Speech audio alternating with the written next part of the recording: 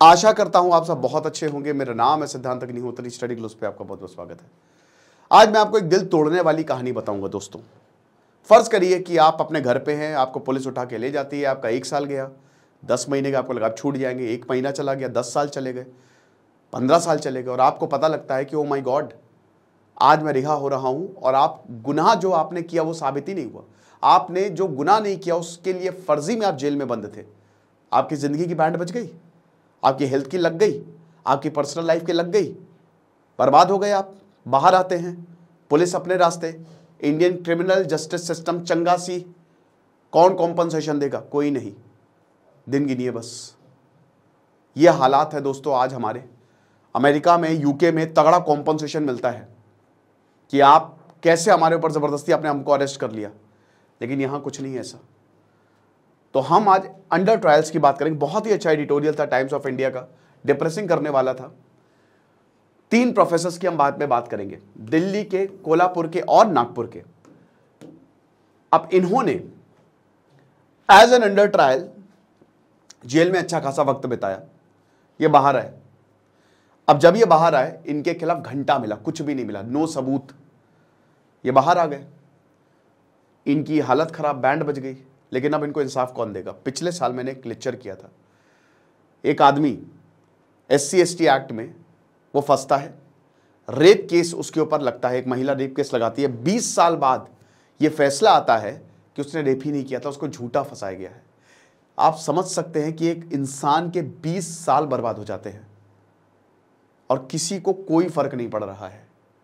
कल को कोई भी हो सकता है, आप भी हो सकते हो। ये तो आवाज तो उठानी पड़ेगी।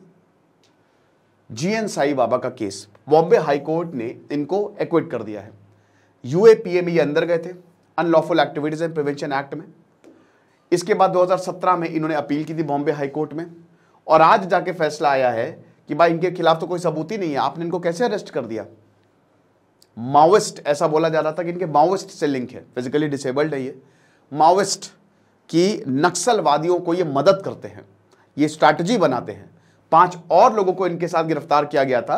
बेल वेल मिलती नहीं UAPA में, और जब अपील दायर की तो आज जाके फैसला आया 10 साल रहने के बाद जेल में एज एन अंडर ट्रायल कि भाई इनका तो कोई कसूर ही नहीं था।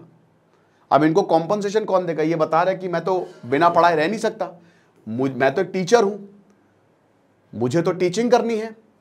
टॉर्चर किया इनको, इनह्यूमन ट्रीटमेंट बता रहे हैं। मां की मृत्यु हो गई थी, वहां तक जाने नहीं दिया गया। जेल अथॉरिटीज ने बोला आप नहीं जाएंगे। आप समझ सकते हैं, फिजिकली डिसेबल्ड थे, इनको व्हील चेयर तक नहीं दी गई। बताते हैं कि किस तरीके से मैं नहाता था वहां पे, कैसे मैं टॉयलेट जाता था, मुझे कोई पता है। हर एक सिंगल दिन जो है, हर एक दिन जो है वो मेरे लिए स्ट्रगल रहता था। मुझे मेडिकल केयर, कई बार मुझे मेडिकल केयर जो है वो डिनाई की गई। जब ये बाहर आए हैं तो इनको हार्ट की बीमारी हो गई जो पहले नहीं थी। हॉरिफिक एक्सपीरियंस था। 2014 में जब मुझे अरेस्ट किया गया, एक पुलिस वाला तो उसने वो घसीटते हुए ले गया मुझे कि चलो जेल में। और आप ये समझिए कि उसमें मेरे हाथ में चोट आई जो कि आज तक ठीक नहीं हुई। मेडिकल इमरजेंसी की कंडीशन थी, मुझे वहां पे ले जाया गया। फिर 2 बार मुझे कोविड हुआ, किसी को सुध नहीं। मेरी मां का फ्यूनरल था, वहां तक भी सरकार ने मुझे लूट लिया। मेरी मां की आखिरी इच्छा थी कि अपने बच्चे को तो देख लूं एक बार, नहीं हो पाया। तो एक तरीके से मैं 10 दिन हंगर स्ट्राइक पे भी बैठा, मेरे राइट्स को छीना गया।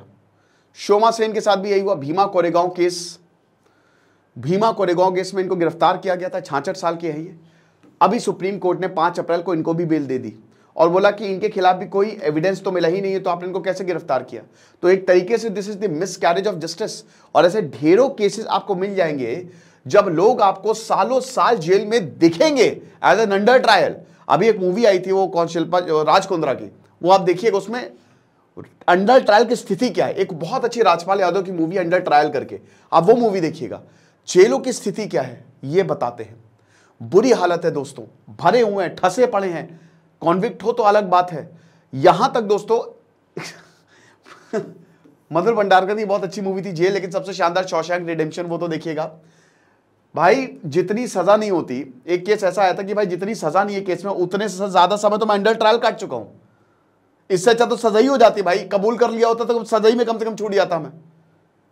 तो ये हालात हैं, आप समझ सकते हो। तो अब बात यह है कि देखिए, जेल की बात अलग है, लेकिन बेल भारत में क्या है कि बेल इज एन एक्सेप्शन।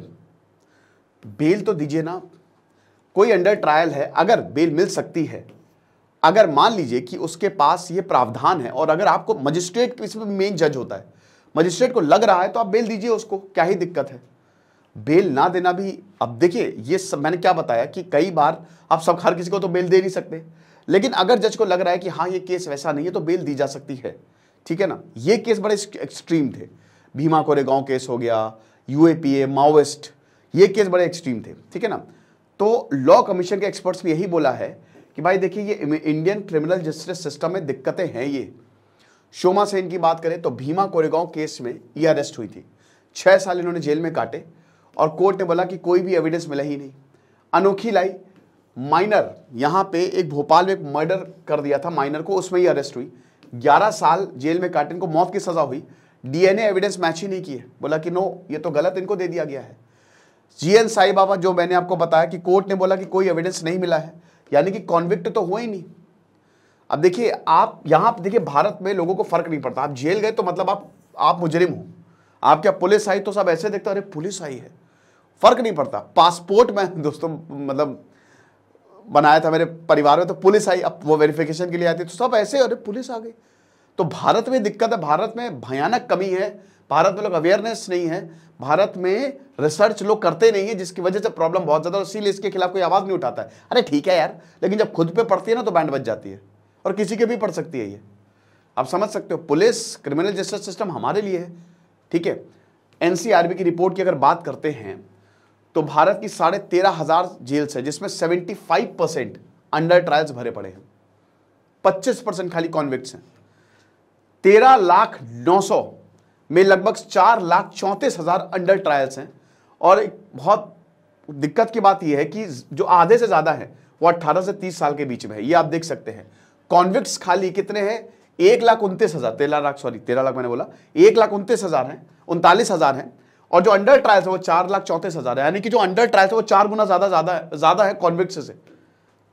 जाहिर सी बात है वो ज्यादा ही होते हैं कॉन्विक्ट। तो देखिए सबसे पहले क्या होता है, सबसे पहले एफआईआर, हमारा इंडियन क्रिमिनल जस्टिस सिस्टम कैसे काम करता है, सबसे पहले जो है आपकी एफआईआर दर्ज होती है, एफआईआर दर्ज होने के बाद इन्वेस्टिगेशन होती है, इन्वेस्टिगेशन होने के बाद चार्जशीट दायर होती है, चार्जशीट दायर होने के बाद मुकदमा चलता है, ठीक है ना, उसके बाद फिर फाइनल जजमेंट आता है, ठीक है।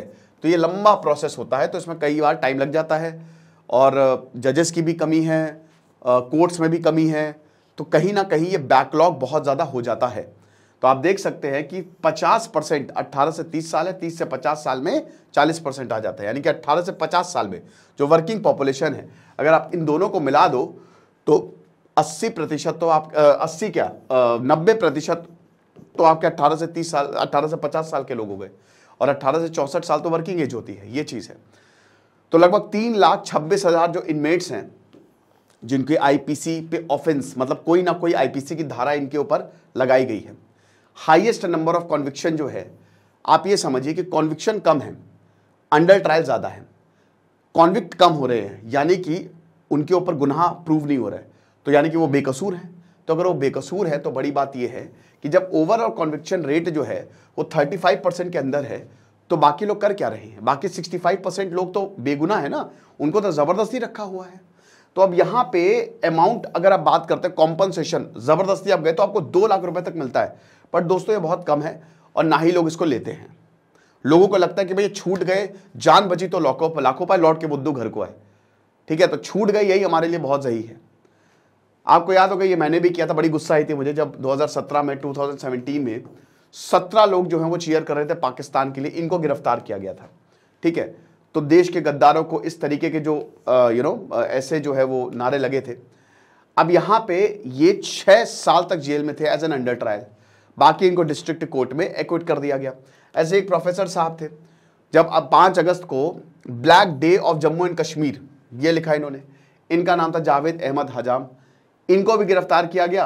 Happy independence day. अब देखिए ये सब तो गलत ही है वैसे, ठीक है, ये सब। मैं यहां पे एक और चीज आपको बोलना चाहूंगा, प्रोटेस्ट इज वेरी इंपॉर्टेंट। हालांकि एक्विट कर दिया हजाम ने, लगभग 1 महीने जो है वो लीगल बैटल लड़ी इन्होंने, मतलब 1 महीने इन्होंने जेल में गुजारे और उसके बाद 2 साल तक लीगल बैटल लड़ी क्योंकि उनको बेल मिल गई थी। फिर सुप्रीम कोर्ट ने इस कोर्ट को कैश किया, ठीक है ना, क्योंकि भाई देखिए ये प्रोटेस्ट है।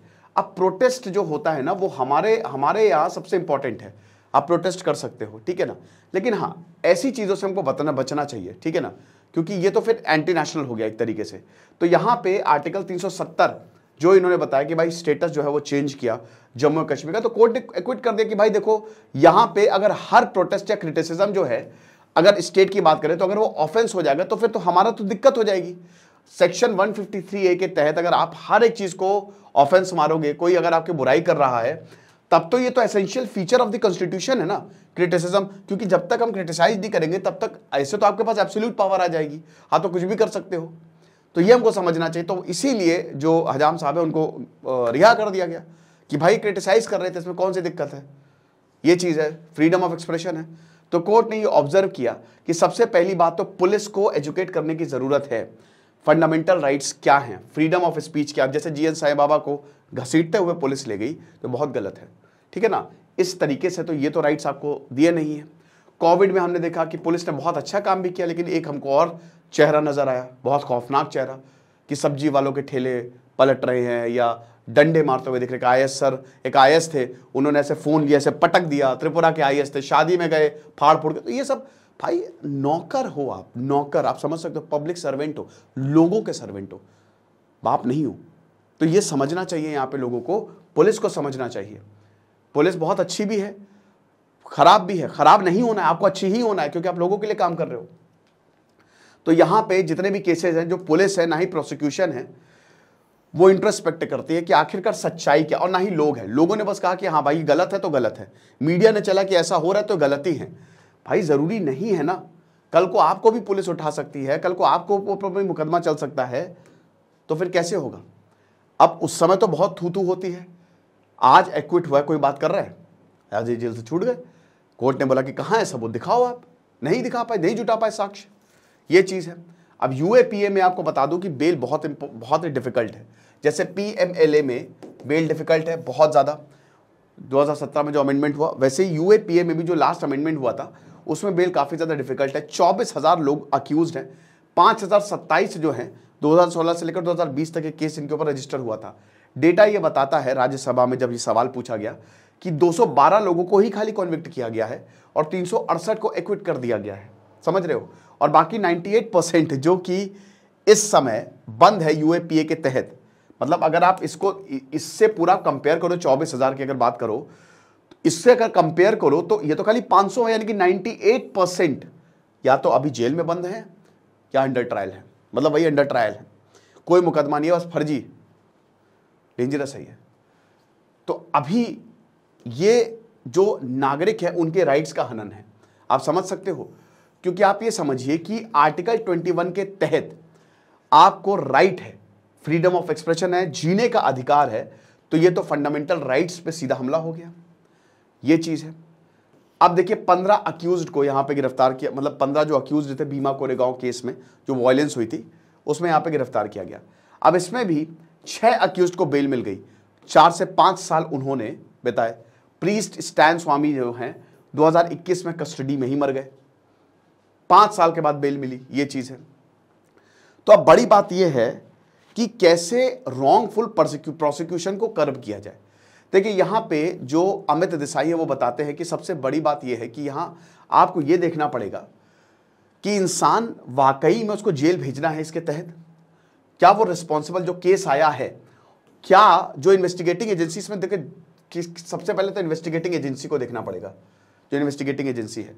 अब इसमें कई बार पुलिस, सीबीआई, इनके ऊपर प्रेशर भी होता है, पॉलिटिकल प्रेशर होता है, इनको केस बंद करना है। कई बार ईगो होता है कि केस बंद करो, किसी को भी फंसा दो। वो कौन सी स्कूप अभी मूवी, वो वेब सीरीज आई थी, क्या शानदार, ठीक है, जर्नलिस्ट जबरदस्ती उनको फंसा दिया, करियर बर्बाद कर दिया। तो बात ये है, वो बिग बॉस में भी आया था, जर्नलिस्ट का नाम भूल गया। तो यहाँ पे इन्वेस्टिगेशन एजेंसी जो है, एक्चुअली क्या है ना कि प्रेशर नहीं है, प्रेशर ऊपर से आता है कि केस को क्लोज करो, तो भाई आप जेल जाओगे, पुलिस अपना फ्री हो गई है। लेकिन अगर ये लॉ स्ट्रिक्ट हो जाए, तो अगर बोला जाए कि स्टेट को कॉम्पनसेशन करोड़ों रुपए देना तो हो, तो अगर ये बोला जाए कि अगर पुलिस ने सही तरीके से काम नहीं किया और अगर कोई छूटा तो आपकी सैलरी कटेगी, आपको सस्पेंड भी कर दिया जा सकता है। तो अगर ऐसे लॉज बनाए जाएंगे तो पुलिस के ऊपर प्रेशर बनेगा कि गलत लोगों को गिरफ्तार नहीं करना है, तो पुलिस या जो इन्वेस्टिगेटिंग एजेंसी है वो अच्छे से काम भी करेगी। अमेरिका में यही होता है, अमेरिका में करोड़ों रुपए कॉम्पनसेशन मिलते हैं, तो वहां पे रॉन्गफुल होता ही नहीं है प्रोसिक्यूशन कि भाई अगर तुम गुनहगार हो तभी तुमको पकड़ेंगे। और यूके में भी यही है, मतलब यूरोप और अमेरिका में यही है कि फर्जी में तुमको नहीं पकड़ेंगे, ठीक है ना, क्योंकि वहां पे लोग बहुत ज्यादा अवेयर है, सजग हैं अपने राइट्स को लेकर। तो अब यही बोला है कि भाई देखिए लोग जो हैं उनको रॉन्गली प्रोसिक्यूट किया जाता है, जजेस का काम इसमें सबसे इंपॉर्टेंट है। चलो इन्वेस्टिगेटिंग एजेंसी के ऊपर प्रेशर है, जज के सामने आप आओगे 24 घंटे के अंदर अंदर आपको जज के सामने तो पेश करना ही करना है। अब इसमें जज के ऊपर है कि क्या वो मजिस्ट्रेट के ऊपर है, क्या वो उसको बेल देते हैं या फिर जेल भेजते हैं। अगर जज को लग रहा है कि ये केस उतना बड़ा नहीं है या अभी इसमें इन्वेस्टिगेशन की और ज़्यादा ज़रूरत है तो उनको बेल दी जा सकती है, ठीक है ना। तो ये उनके ऊपर, तो अक्यूज्ड पर्सन के पास भी राइट्स होने चाहिए, आप समझ सकते हो। और अगर आप इसको बैलेंस करेंगे तो ही काम चलेगा, वरना काम होगा नहीं। कॉम्पनसेशन जो है वो अच्छा खासा होना चाहिए, कॉम्पनसेशन तगड़ा होना चाहिए, ताकि जो पुलिस है या इन्वेस्टिगेटिंग एजेंसी है वो डरे।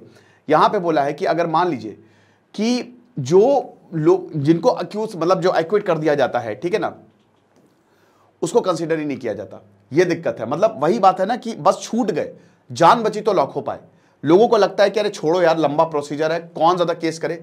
ये भी डर लगता है कि कहीं ऐसा ना हो कि दोबारा केस करेंगे, पुलिस फिर हमको परेशान करने लगे, तो लोग इन पचड़ों से बचना चाहते हैं। बोला कि भाई छूट गए, तो यही बहुत सही है। तो एक लॉ होना चाहिए जिसमें अक्यूज्ड के राइट्स को भी देखना चाहिए, लेकिन इसको इग्नोर किया जाता है, कोई इस पर ध्यान नहीं देता, क्योंकि लोग इस पर ध्यान नहीं देते, इस पर ज्यादा आवाज नहीं उठती है। कितना किसी को कॉम्पनसेट दे, अब जैसे साईं बाबा की क्वेश्चन, कितना इनको कॉम्पनसेट दे, ठीक है, जो प्रोफेसर साईं बाबा है। अब भाई देखिए, क्यों इनको 1 करोड़ रुपए नहीं देना चाहिए हर साल, क्यों इनको 10 करोड़ नहीं देना चाहिए हर साल, बताइए आप, इतना पैसा क्यों ना दे। यहां पे जस्टिस थिप्से उन्होंने बताया कि हाई लेवल कमिटी को बनाना चाहिए, सारे केसेस को स्टडी करें, सीरियस ऑब्जर्वेशन प्रोसिक्यूशन के लिए वो देखें, मतलब एक एक चीज देखें, और उसके बाद कॉम्पनसेशन के ऑर्डर्स दें।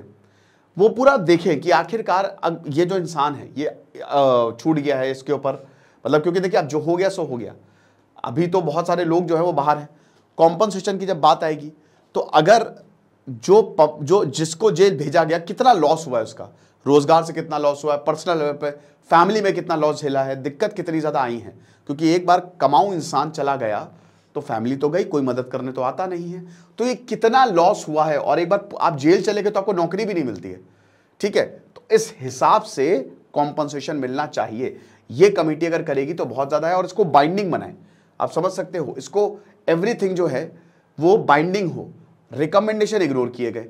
अब इस तरीके के सजेशंस दिए गए थे, और 2018 में भी रिपोर्ट जो है वो लॉ कमीशन ने सबमिट की थी, लेकिन जितने भी रिकमेंडेशन हैं उन सबको ओवरलुक किया गया है। अब यहां पे former supreme court justice BS Chauhan, उन्होंने बोला था कि सबसे पहले तो एक लॉ आए, अगर जैसे अभी अब GN साईं बाबा के साथ हुआ, ऐसा अगर मिस कैरेज ऑफ जस्टिस हो तो उसमें GN साईं बाबा या जो भी विक्टिम है उनको अच्छा खासा कॉम्पनसेट करोगे, और ये केसेस बाय केसेस डिसाइड होगा। साथ ही साथ ट्रायल केसेस बनाओ ना, ट्रायल कोर्ट्स बनाओ, फटाफट सटासट निपटाओ, 6 महीने या मैक्सिमम 1 साल।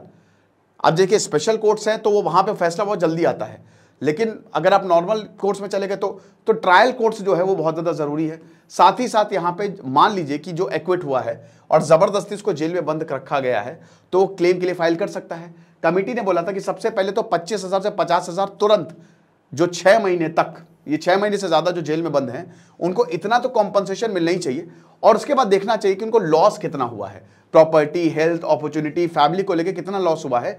तो इस तरीके से देखेंगे तो ज्यादा अच्छा होगा। जस्टिस थिप्से ने बोला कि भाई देखिए ये सब इग्नोर किया गया, ये अभी तक कोई लागू नहीं हुआ है, ठीक है ना, ये तो खाली कमेटी ने रिकमेंड किया था। तो बोला कि भाई देखिए बहुत ज्यादा जरूरी है, क्योंकि एक सोसाइटल इशू है और हमारा समाज इसको केयर नहीं कर रहा है। लेकिन ये कितना डेंजरस है कि कल को आप प्रोटेस्ट करेंगे, कल को राइट्स पे प्रोटेस्ट होंगे, कुछ भी हो सकता है, तो ऐसे सबको बंद कर दिया जाएगा जेल में, UAPA लगा सकते हैं, तो फिर इसमें तो प्रॉब्लम आपको ही होगी। तो लोगों को समझना चाहिए कि देखिए अगर कोई गलत प्रोसिक्यूट हुआ है तो उसको कॉम्पनसेशन मिले, है ना, और उसके राइट्स हों। लेकिन वही है ना कि यहाँ पे बस छूट गया है, दैट्स इट, हमारी अब लड़ाई खत्म, अब हमको पचड़े में नहीं पड़ना, हम एक बार जेल देख चुके हैं, दोबारा हमको जेल नहीं जाना है।